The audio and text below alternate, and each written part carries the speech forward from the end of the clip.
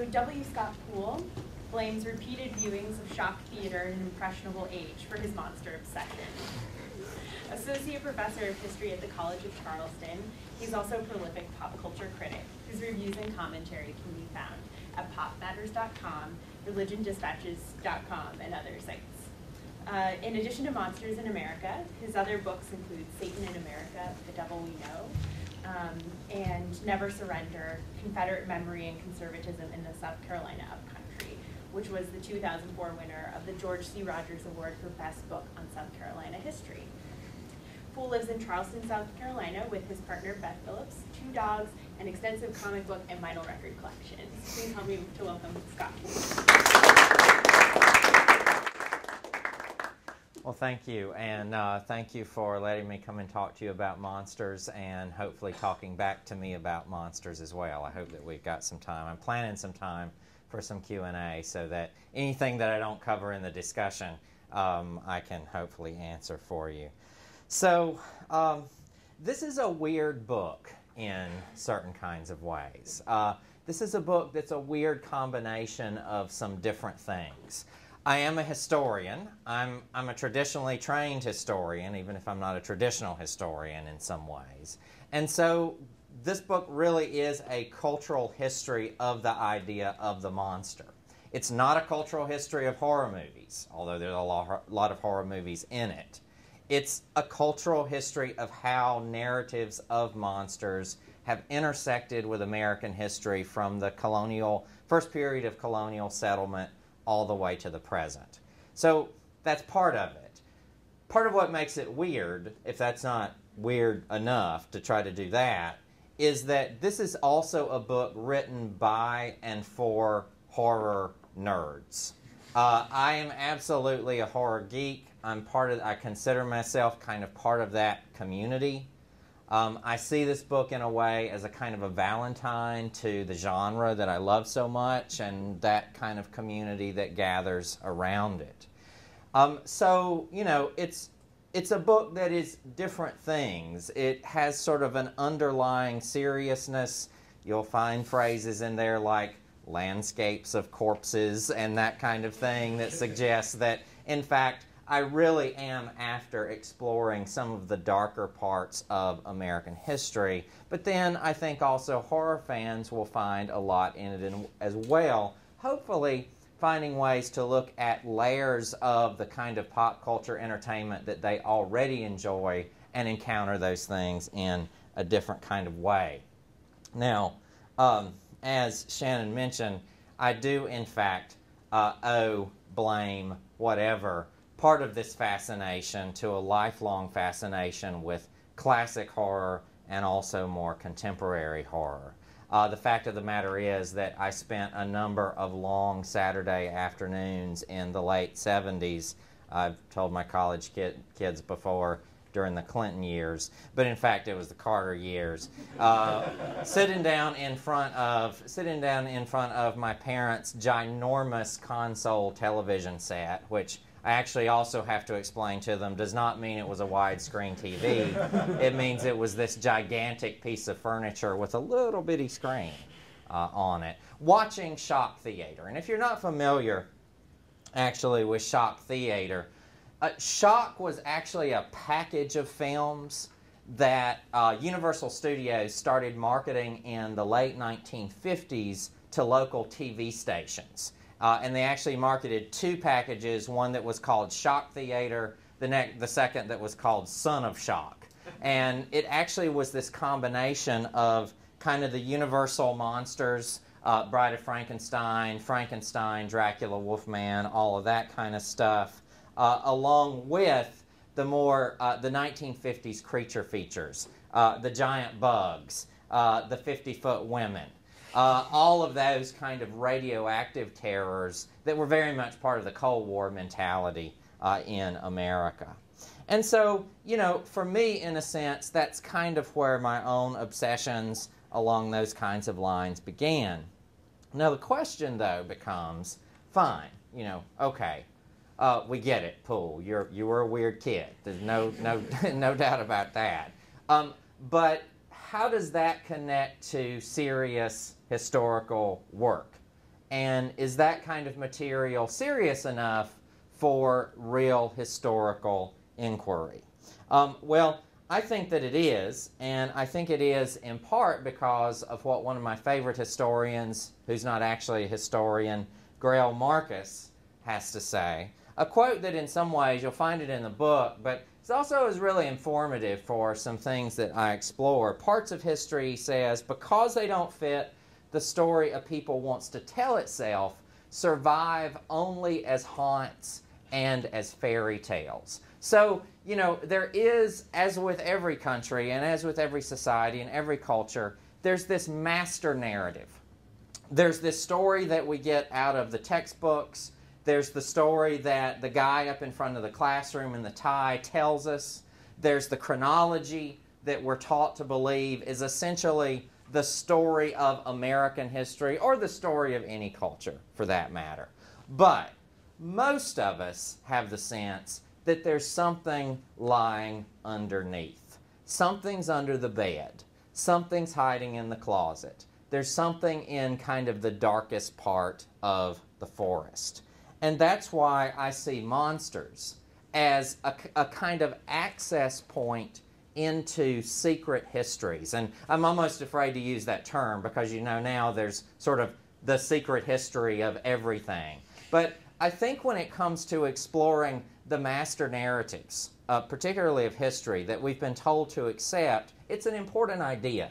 And I think that monsters have become, as I've explained it in other contexts, a kind of a map to hidden topographies, a map to where the bodies are buried in American history. Now, in the book, I don't actually give a definition of the monster. I don't actually say monsters are this. There's a lot of different reasons for that, partially because monsters, as we'll talk about today, are all different sorts of things. But I think also it's because what the monster is depends on the historical context that they emerge in. Monsters actually kind of soak up meaning. They're sort of these sponges that collect meaning out of the historical context in which they appear. So, for example, when I talk with my college students about the universal monster cycle, Dracula, Wolfman, etc., almost the first thing that they always say is, you know, that stuff just isn't scary. How could people have thought that that was scary? Even more interesting, I've had the experience of watching The Exorcist with graduate students, which I and maybe some of you still find a frightening film, and the response has been, you know, I just don't get it. This is too slow. The special effects aren't that great. I just really don't find it frightening. Well, I think the fact of the matter is that different things are frightening at different periods, and they're frightening because of the context that they're in.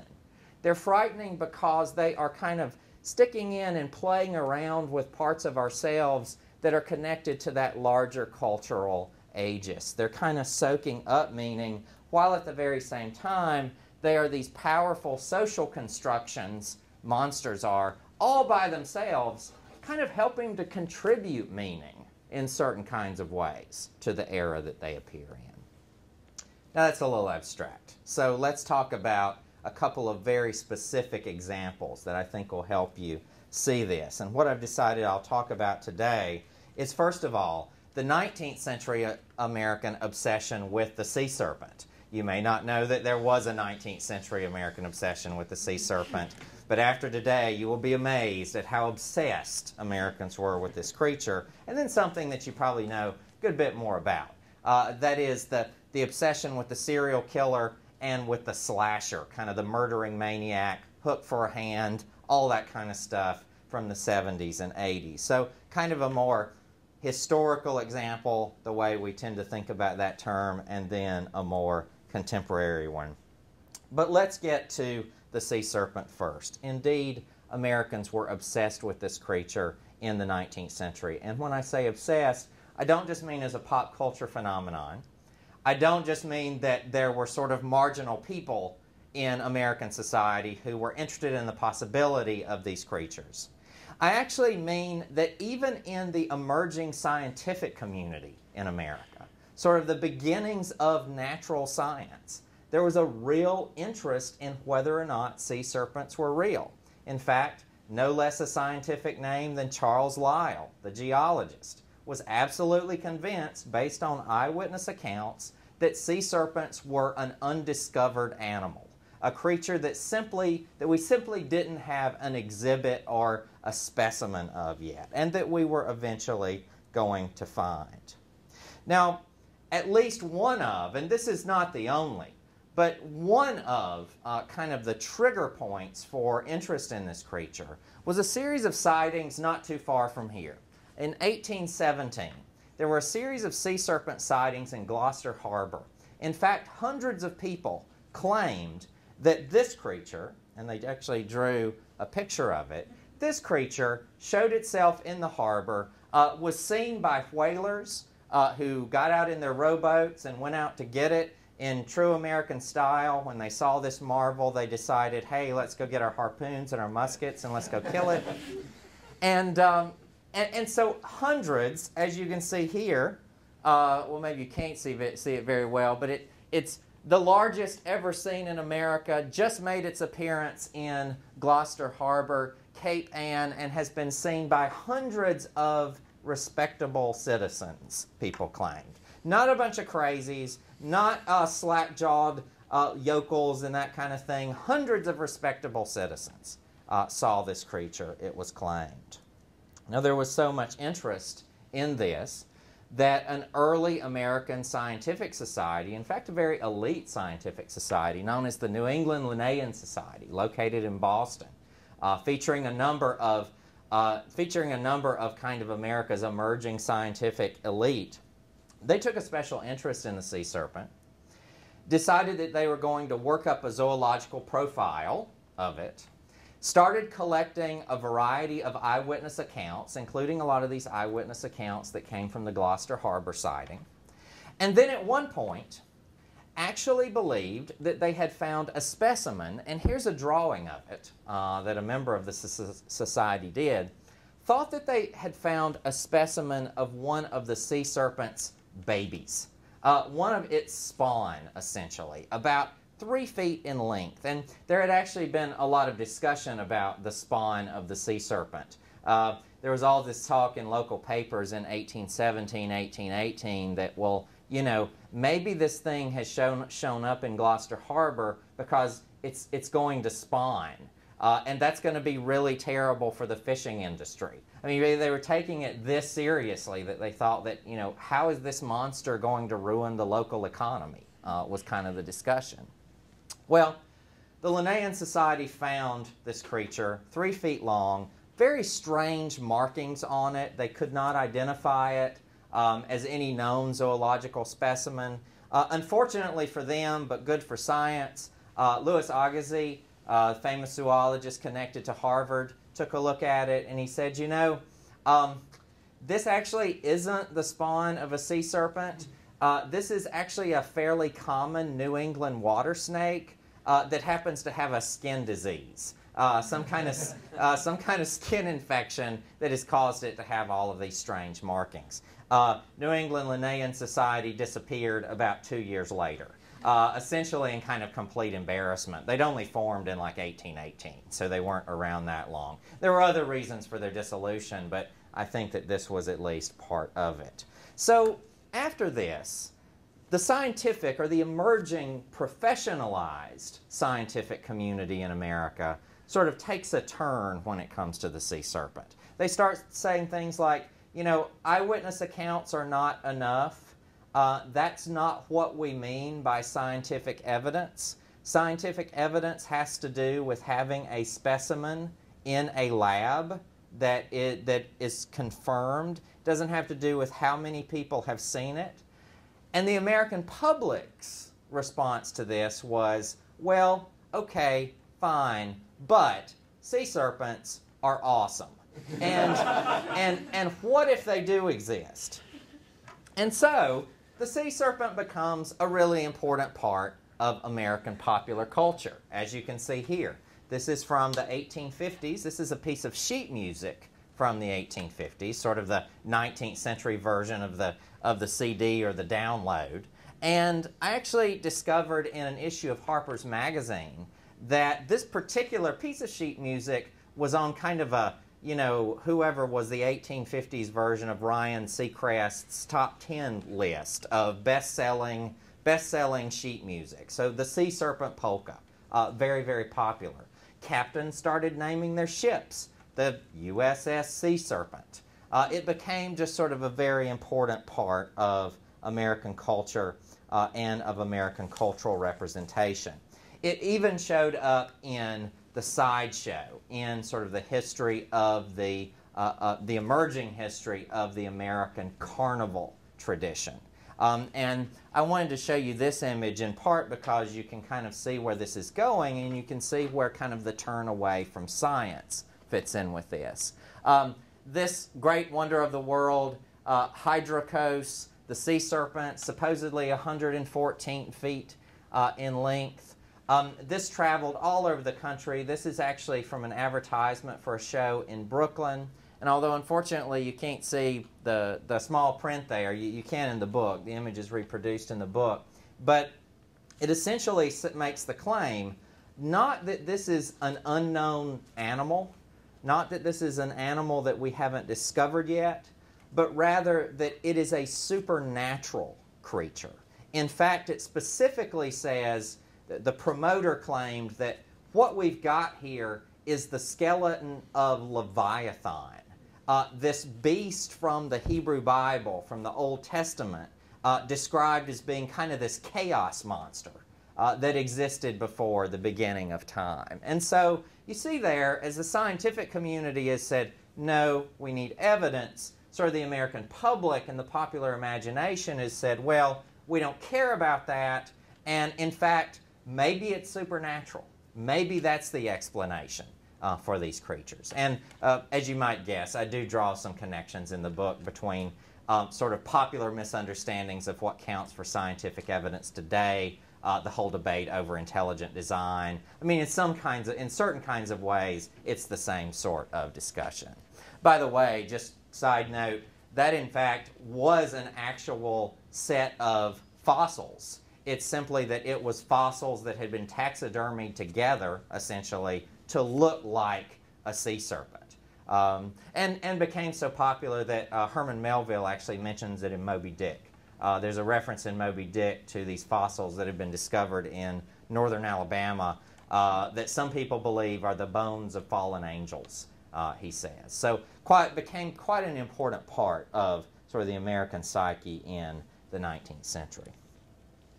Now, not all monsters are quite so friendly and interesting as the sea serpent. And in fact, in some ways, at least one of the new monsters, the late 20th century monsters that have obsessed Americans, is sort of the knife-wielding maniac, the psycho. And of course, this begins in the late 1950s with one of America's first modern celebrity serial killers, Ed Gein, the Ed Gein killings, which directly influenced the 1960 film Psycho.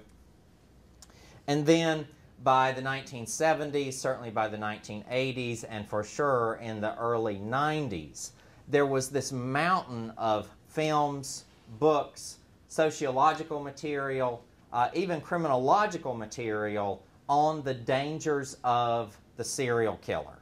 And in fact, the alleged dangers of the serial killer to essentially everybody, to every American.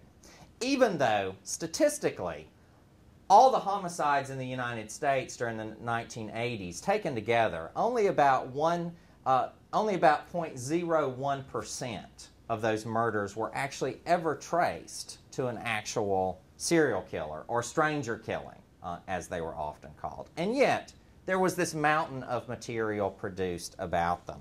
Why is that? Why did the serial killer become the monster of that particular moment? Well, I think there's a number of answers to that, and part of it has to do with sort of the political climate during that period.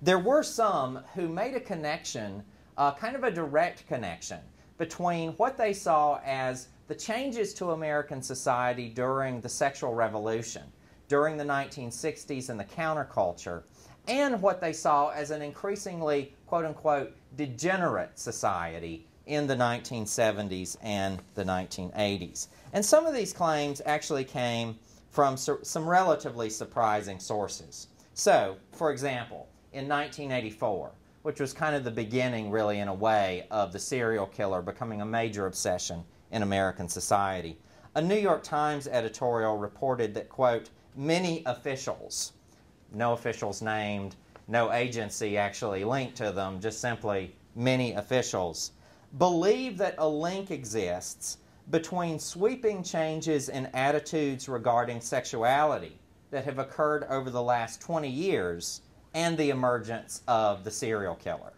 So that very vague assertion suggested that the sexual revolution, maybe second-wave feminism as well, the direct result of that had been serial murder.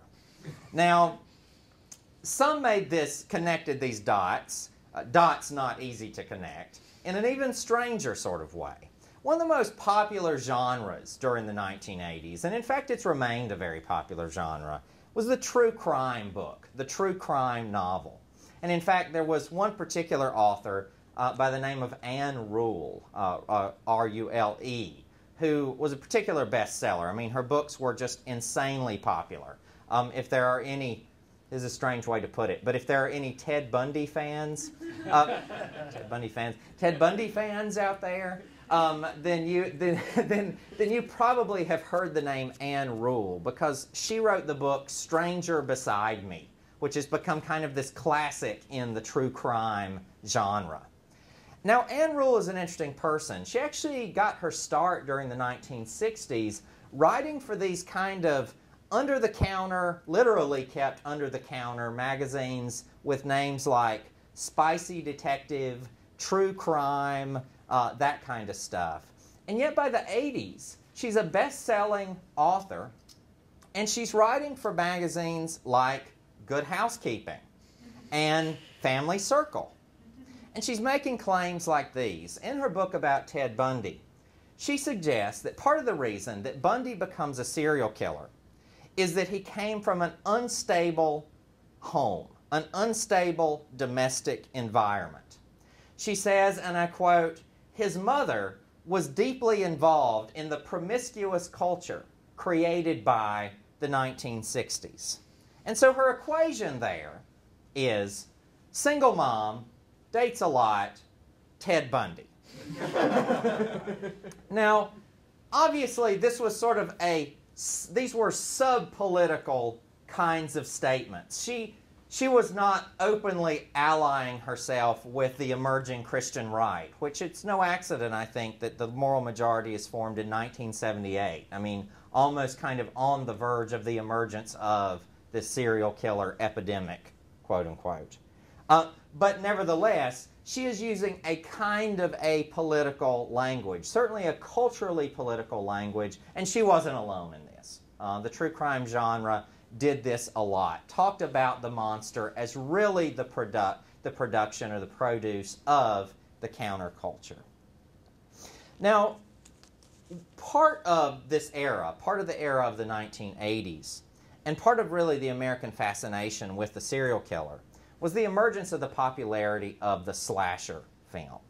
Now, there's a whole political discussion around the slasher film that I get into in the book, but that I won't really get into here. The very short version of it is that at least part of the critique of the slasher film was from second-wave feminist critics who argued that essentially these are movies about killing women. These are movies about how the sexual revolution was bad.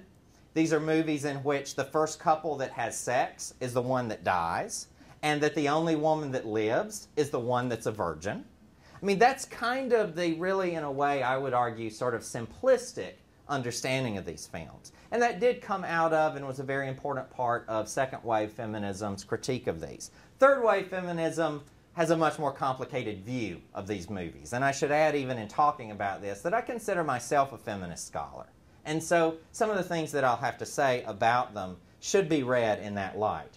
I actually want to bracket that whole discussion, although I'm happy to answer some questions about it, and talk to you instead a little bit about kind of a different, maybe a sort of a new interpretation of these films. I actually see the slasher films as what I call subversive fairy tales. Stories that are overturning certain kinds of stories that had already been circulating in American society. Specifically, cautionary tales about the dangers of the counterculture, the dangers of sexuality, urban legends and social rumors that had suggested that basically young people, particularly young women, were completely out of control. So let me give you a couple of examples of that in talking about what I call the dangerous babysitter stories, and then also the babysitters in danger stories. Let's talk dangerous babysitters at first. Now, believe me, I didn't think that a book about monsters would lead me into researching the history of babysitting, but it certainly did, and it actually turned out to be a very important part of this story. You've probably all heard the urban legend of the cooked baby. You heard this? The cooked baby story? The cooked baby story, as it's generally told today, although this isn't the original version of it. I'm going to tell you the original version of it. But as it's usually told today, babysitter, she's talking to her, who of course is female, right? Always female. Babysitter's talking on the phone to her boyfriend. She's watching TV. She's right in the refrigerator. She's been told to put the roast in the oven and the baby to bed, and instead she puts the roast to bed, and she puts the baby in the oven. It's terrible, right? And everybody knows somebody whose cousin knew somebody that saw this on the news. It's an urban legend, right? Well, the original version of this story, folklorists refer to it as the Hippie Babysitter, because it's a story that started circulating in the 1960s, and it basically went like this. It's similar to the version I just repeated, except the babysitter is a countercultural teen that shows up high. And for whatever reason, the parents decide, okay, she's high, we're going out to dinner anyway. They leave her with the baby, and because she's smoking pot, that has led her to put the roast to bed and the baby in the oven.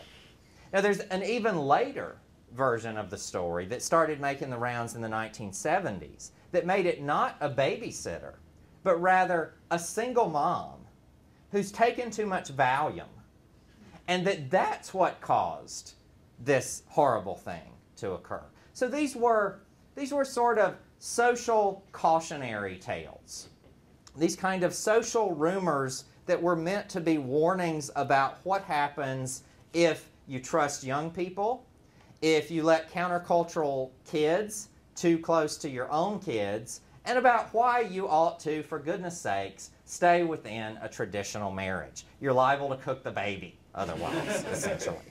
Now, allied to those stories is the babysitter in danger story. And this is so famous I don't even have to tell it. In fact, there was a movie made about it in the late 70s and a more recent remake. The whole story of the babysitter, she's at home, there's a call being made. The call, it turns out, is coming in from inside the house. The mad killer is actually upstairs. It is sometimes called the story of the man upstairs. That's the sort of the folklorist version of it. It's related to sort of the dangerous babysitter in that it's yet another story about how really young women don't know what they're doing. They really cannot be left in charge of things. They're going to become victims. And both of these versions, both of these types of stories either say young women are victimizers or they're victims. Now, what does that have to do with the slasher genre? Well, the slasher genre, in different ways, turns these stories on their heads. It takes these social cautionary tales, which have basically been around for 20 years, and tells a very different version of them. John Carpenter's Halloween, for example, in 1978, it's a story about babysitters in danger. Okay? Laurie Strode is a babysitter in danger. Jamie Lee Curtis Is a babysitter in danger? Does she become the victim? Does she show herself to be ultimately irresponsible? No. In fact, she becomes the monster hunter. She's the kind of the Van Helsing of the story, the one that kills the monster, at least until the sequel. And of course, they didn't know there was going to be a sequel when Halloween first came along, so for all practical purposes, the monster was dead. Now, quickly, there is a related sort of genre of these related to the American summer camp. And again, as with babysitting, I really didn't think examining monsters was going to end up leading me to examine the history of the American summer camp. But it certainly did. And let me give you kind of a brief version of that. After World War II, the summer camp becomes very important, as does a whole network, really, of civic organizations, church groups, neighborhood organizations, sports organizations, all which had the purpose of kind of reining in young people who were increasingly seen as getting totally out of control. And we think of that as, well, that's a 1960s phenomenon, but it's not. 1950s was the age of Marlon Brando and the Wild Ones, and nobody wanted their kid to be Marlon Brando. It was the age of Rebel Without a Cause. Everybody was afraid, okay, my kid, he's wearing a leather jacket, he's going to turn out to be James Dean. It was the age that the juvenile delinquent, the idea of the juvenile delinquent became important. So there's the emergence of all this kind of whole system of things meant to become sites of social discipline, meant to turn kids into good citizens, basically. And the summer camp was very much a part of that. Now, a very strange side to summer camp, which we think of as, encouraging the values of teamwork. Everybody sits around the campfire and sings the praises of Camp Wachatuchi or whatever it happens to be. Kids go out and they encounter nature, fresh air, exercise, blah, blah, blah. That's what it's supposed to be about. And yet, there's this other side to the summer camp, which many of you are probably familiar with, in which sitting around the campfire also means hearing stories of monstrous, murdering maniacs who are hiding in the woods, hiding in the darkness, just right beyond the light of the campfire. The escaped lunatic with a hook for a hand, which, by the way, lunatics who have lost their hands, why give them a hook? Have you ever thought about that? It doesn't make rational sense. Not a hook. Worst idea ever. And yet, almost every camp, and I actually examined kind of the alumni memories and this kind of thing of camps, all over the country. And what I found is that, camps in central Kentucky had stories of Headless Hattie, this horrible sort of female demonic presence that was going to come after the kids. I learned about, and some of you have maybe seen the documentary about Cropsey, which was this sort of disfigured hermit in Staten Island, but also in camps around upstate New York. And the warnings were that it's the kids who aren't practicing the values being taught at summer camp that the creature's going to get. So if you're the kid smoking pot out in the woods, then Headless Hattie's going to get you. If you're the kid who's off by themselves instead of swimming and doing archery practice and that kind of stuff, then that's going to make you the victim. In the strangest, in a way, the most offensive thing that I found was from one of these upstate New York camps that kind of emphasized that it's the kids who don't follow the fresh air physical regime aspect of summer camp that the monster gets. In fact, the specific quote, and I am quoting here, was that we learned that Cropsey always goes after the fat kids, unquote. So it's literally the kids that are physically unfit, that aren't living up to this sort of standard of health and good citizenship that the monster's going to go after. Well, this is part of what makes Friday the 13th, at least in its first two versions, so interesting. I mean, you think, well, this actually sounds very similar. There's a summer camp. There's a maniac out in the woods surrounding the summer camp. But guess what? He doesn't go after the kids. he goes after the counselors. And in fact, he goes after the counselors who are telling the stories around the campfire of the thing that is going to get you. So, in a certain kind of sense, the Friday the 13th films, particularly, again, the early ones, I'm talking the 1981, 1982, become almost these sort of vengeance narratives for kids that have sort of heard this stuff from counselors for 10 years, for 20 years. The monster becomes not a moral custodian, but rather just this force that's going to wreak vengeance on all these forces of control that they've had to encounter at summer camp and in other kinds of situations. I would add really briefly that at least part of my response to kind of the political discussion around the slasher film has to do with the birth of the idea of the final girl, which is not my phrase at all. There's a scholar by the name of Carol Clover who wrote this great book with a great title called Men, Women, and Chainsaws, in which she, as a feminist scholar herself as well, explores these films and talks about the fact that, first of all, they're not simply about women being killed, they're about women fighting killers. And, in fact, Halloween, which you see here with Jamie Lee Curtis, as we've already talked about, that's the story. And I actually think that a lot of these films are the background to a figure that's now essentially become ubiquitous in popular culture, the idea of the female action hero, which Buffy is part of, but you could name 10 other examples in many kinds of ways. That doesn't make them feminist films, but it also problematizes the idea that they're simply films about killing women. You could make as strong an argument that they're films about women killing monsters, which is also an interesting kind of part of a discussion given the political climate of the 1970s and 80s when these films were born.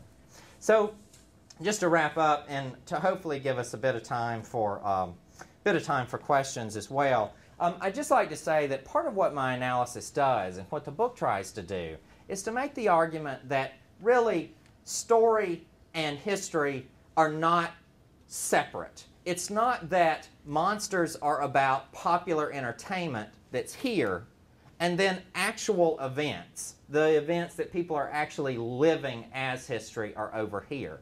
Narrative and social structure are always together. Now, we tend to pull them apart. I guess I've pulled them apart today, just kind of for purposes of analysis. I'm not sure that that's how people actually experience the world, though. I think that the images that they see in popular narratives, whether that's more recently in film or longer ago in discussions about sightings of the sea serpent, has a lot to do with how they experience history. And so then the monster becomes not just a sort of marginalized entertainment or interesting pop culture, it does become this guide into this underground America, a way for us to go places that maybe there's not any other way for us to go. So, thank you very much. And if you have any questions or anything you'd like to talk about, thank you. Any more of this you'd like to talk about, I'd love to. Does your book talk at all about like what's happened to vampires in the last 20 years? Yes, it does. Oh my gosh. In fact, interviewer a couple of weeks ago asked me a real interesting question. If you could retitle your book, what would you title it? And I not seriously answered, yeah, I think I would call it, Yes, There is stuff about vampires and zombies in here, because you're definitely not the first person to ask. I actually spent a whole chapter on this, a chapter entitled Undead Americans, in which I explore not just the recent, certainly not the recent interest in vampires and zombies as well, but the fact that that's really part of a longer trajectory, really kind of going back to the 1970s in certain kinds of ways. In fact, although I'm not going to blame Anne Rice for Twilight, not at all, I do think that kind of this image of the tormented, brooding vampire with a soul who wants a soul and is also in love and that kind of thing. I mean, that really goes back to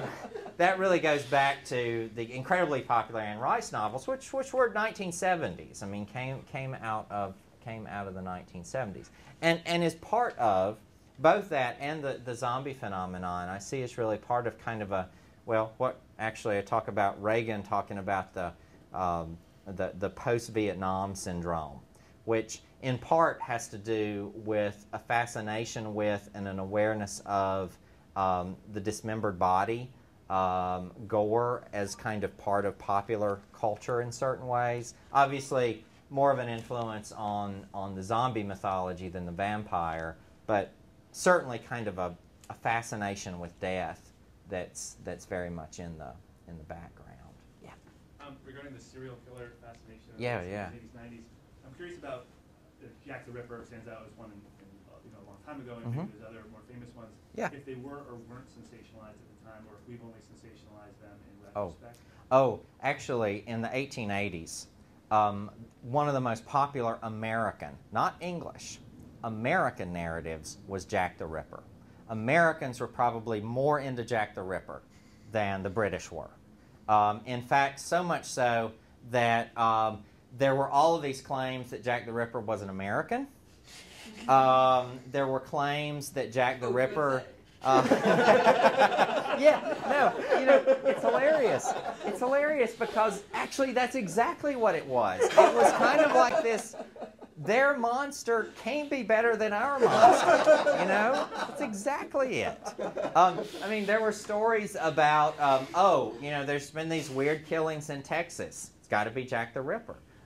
Weird killings in New York. He's come over here, or maybe he was an American in the first place. There were novels written in which the Pinkerton agents, the sort of Secret Service, private Secret Service kind of, pre-Blackwater of the 19th century, that they go over to England to investigate the Whitechapel murders, and they discover that it's actually a Native American who's doing this, and that accounts for the quote-unquote savagery of the killings.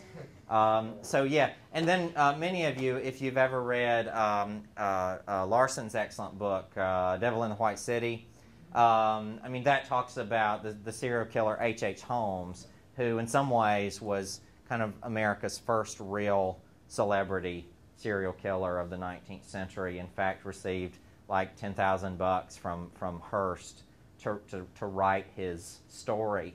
So it's almost kind of the first true crime story. Then it went away for a really long time and comes back. But there's definitely a big background.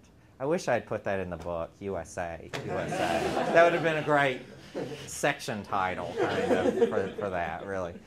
So earlier you were talking about how these people watching these movies, the shock movies and Exorcist, so what?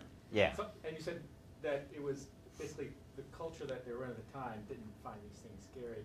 Could it also be that these things have been subsumed into the culture, that they, so basically they've seen these things or things drive them before, so they're no longer like out there scary? I think that could be it. I think that, so for example, thinking about the universal monsters, they're in some ways almost a kind of an iconography now, and kind of immediately recognizable. I've thought of them before as kind of an almost literal iconography, in the sense that religious symbols that at one time may have had this powerful kind of punch.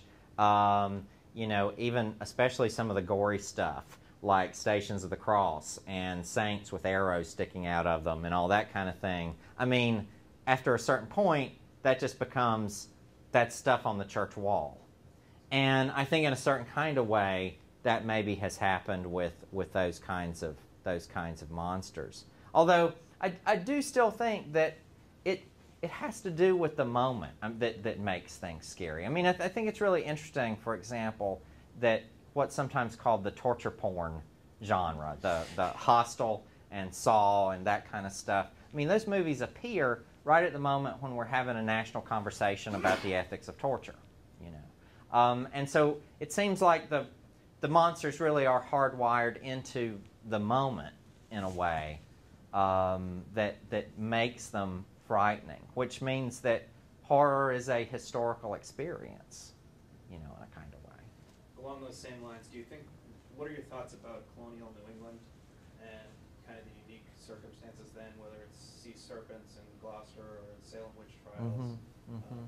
What was going on in this part of the country that caused so much of this to happen here? That's easy. Puritans. No, yeah, I mean, in a way that's true. Actually, the first sea serpent sightings in New England were in the early 17th century. And although the Gloucester serpent that I talked about, I mean, there's a lot of discussion about what that meant, and even some efforts later to connect it to the supernatural. The very first sightings by the Puritans in 1630s, 1640s, they were convinced that these were manifestations of Satan. Big surprise with them, right? Because everything was. I mean, these were people who even thought that black bears, were manifestations. Black dogs were manifestations of the devil.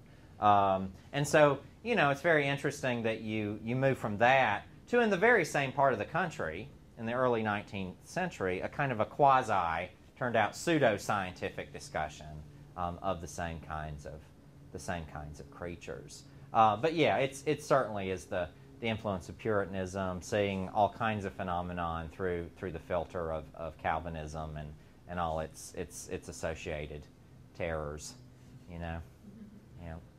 Yeah. Fascinating to think about national social discussion next to what's happening in pop culture.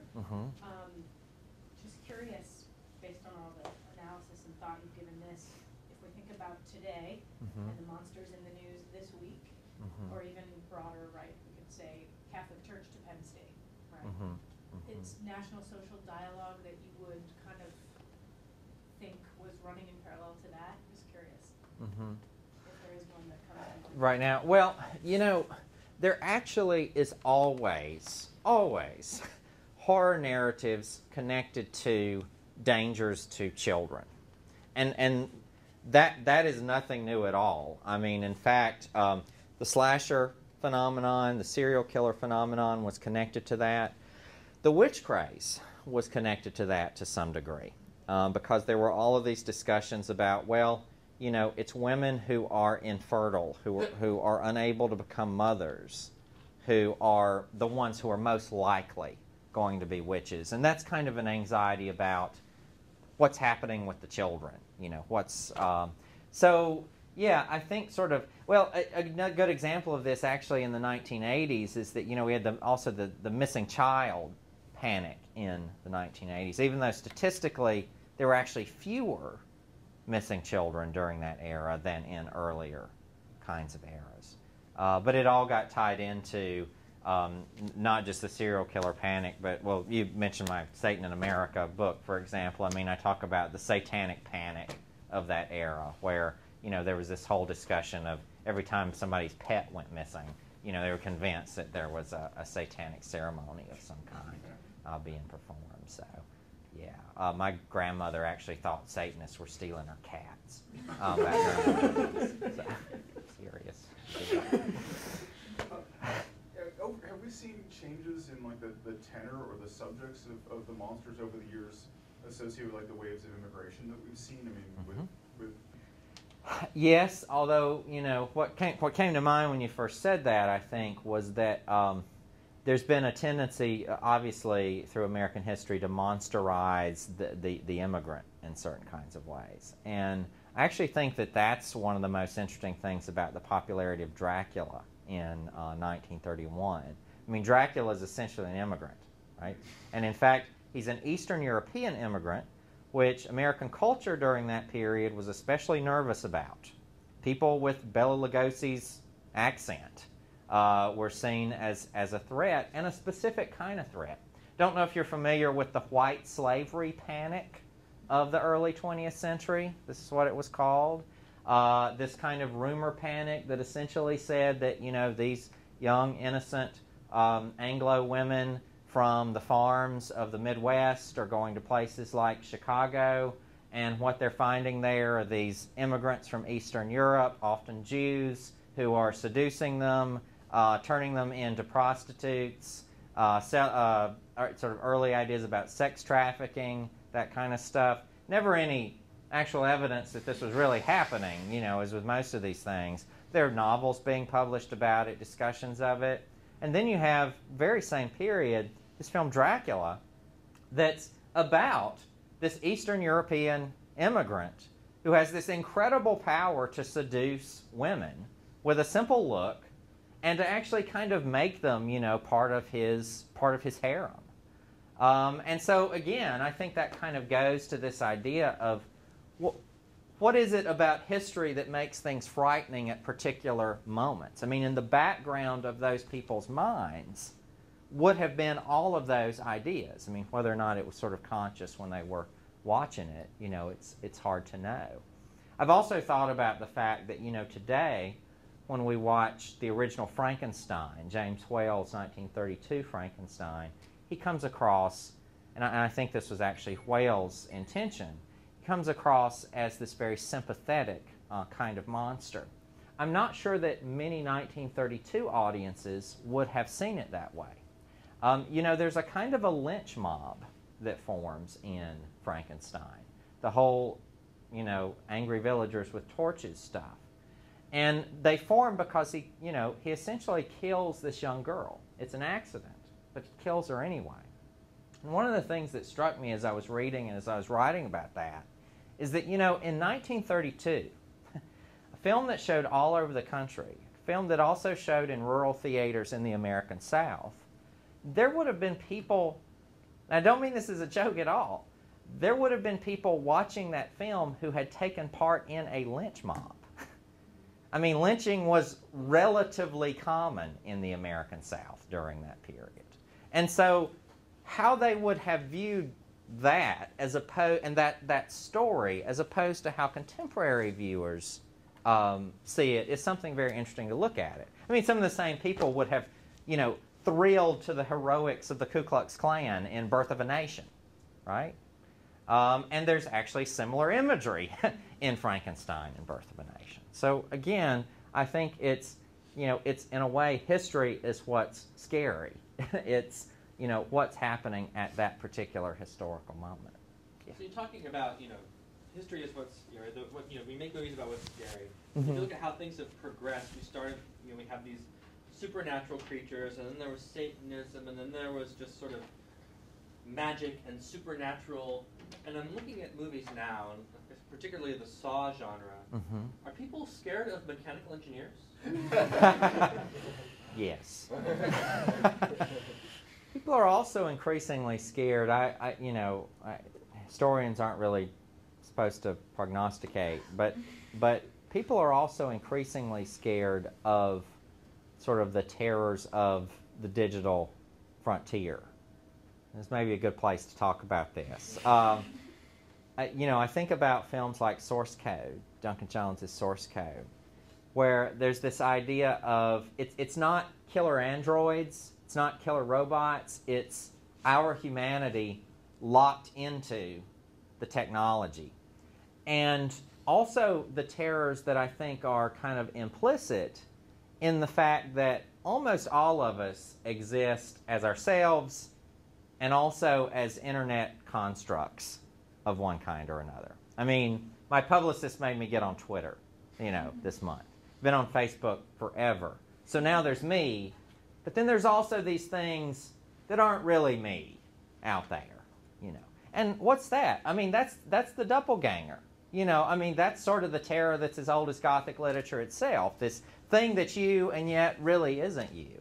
And so I actually think that in film and maybe even in ethical reflection on these kinds of things, we're going to see sort of more and more monsters on that digital frontier. Let's call them the Google monsters, for example. Yeah. So, in 9/11, something very, very scary happened, and we started having a national conversation about fear. Yes. Fear became, we had to protect ourselves from fear. Right. We're being too driven by fear. We need to be driven by hope. All these things, and I am blanking on that translating itself to monsters in the pop culture over the last 10 years? Mm-hmm. Is it because it was all above board, that there wasn't a need to create things below board to handle it? Or am I actually just blanking, and there are good examples of how that's translated? This one very much, I mean, the whole, that's when like the Muslim subculture in America and, you know, the Arab terrorist thing started being the really big. I think that's where the fear of that really started, you know, growing. It really wasn't big. It wasn't a big thing before that. I mean, at worst, people, you know, before that, when people were, when you heard about terrorist incidents, they were blowing buses up in London. You know, it was the IRA and. So in that case, I'm so close to it that the fear that sounds credible, although overblown to me, is what historians 50 years will be studying as the Muslim scare. Yeah, I think that there will be some of that. I think it's also true, though, that, you know, and I think maybe part of what your question was is, you know, why haven't there been more sort of fantasy scenarios that have obstructed that, you know, reflected that, become metaphors of that? And I actually think there has been to some degree. I actually think that part of the new terror of contagion, the movie Contagion, the terror of infection, the terror of sort of out-of-control disease, has to do with anxieties about everything from dirty bombs to bird flu to bioweapons to all of that. And if you think about films like Contagion, if you think about Rise of the Planet of the Apes, if you think about 28 Days Later, I mean, all of these are films that are in certain kinds of ways tapping into fears of uncontrollable outbreaks of infection, sometimes related to military, quasi-military actions of one kind or another. I haven't seen Contagion yet, but I have a friend, the horror novelist Jonathan Mayberry, who said that after he saw Contagion, he wanted to do Jello shots of sanitary soap. So I don't know if any of the rest of you have seen it yet. But anyway, yeah. I was yeah. trying to think of some potential source material for that, and just like being much of the TV series 24, you know, even though it's not particularly a horror. No, there's a lot of stuff. I don't think it falls into the horror genre though. It would fall into the sort of action adventure or, you know, suspense. Yeah. More than the horror genre. Yeah. Well, so 24 is a great example, right? I think it is trying to look at it 40 years later. The story of the pervasive underground conspiracy, you know, that he has to not just find the first guy, but the guy behind that, and the guy behind that, and it keeps going back. Right. And the threat that's being faced is so terrible that any means necessary becomes possible to deal with it, which is often the case in the horror genre, right? Like if you're fighting a monster, then like everything becomes fair. You can sort of suspend ethical reflection, and you can just burn the whole town down, you know, right? Yep. All right. Thank you. No, thank you. It's a great discussion.